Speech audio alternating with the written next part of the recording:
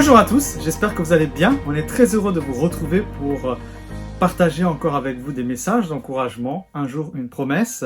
Donc aujourd'hui, nous allons continuer sur notre thème de la semaine, donc la liberté.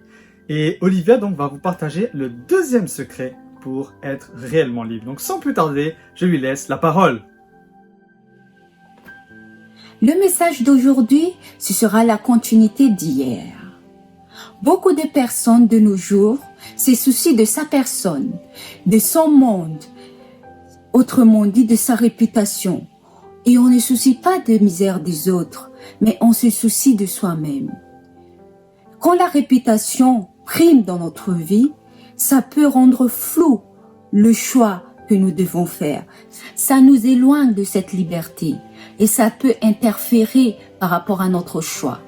Car nos choix ne dépendent plus de nous, mais de regard que les gens portent sur nous et sur notre vie de tous les jours. Donc cette liberté n'existe plus.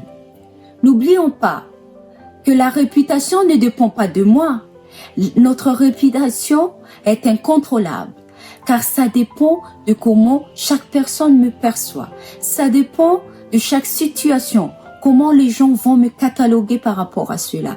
Donc, on ne peut pas contrôler notre réputation. On ne peut pas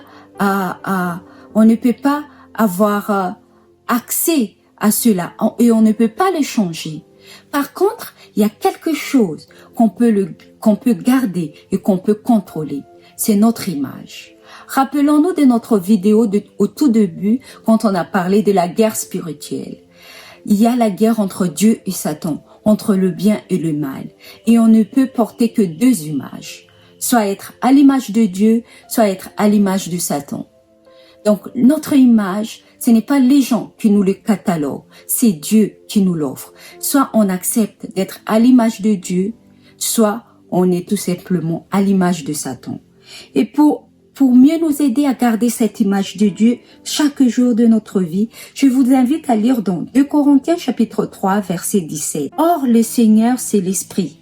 Et là où il y a l'Esprit du Seigneur, là est la liberté. C'est en Jésus la liberté. Et là où il y a l'Esprit de Dieu, là il y a la liberté. Donc, on a Jésus dans notre vie, on a déjà cette liberté. Et quand on a l'Esprit dans notre vie, on a cette liberté. Et quand on est à l'image de Dieu, on ne peut pas rester insensible face à ce monde en deuil. Comme j'ai dit hier, le monde a besoin de Dieu.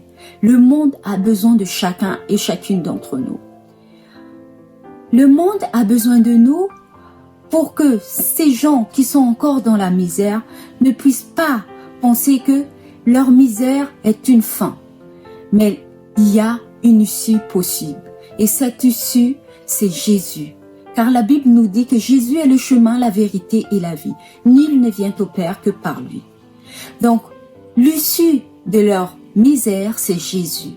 Mais on a besoin de l'Esprit de Dieu afin que nous puissions arriver au bon port avec cette image que Dieu nous offre, avec ce don qui est la vie éternelle que Dieu nous a offert à travers son Fils Jésus.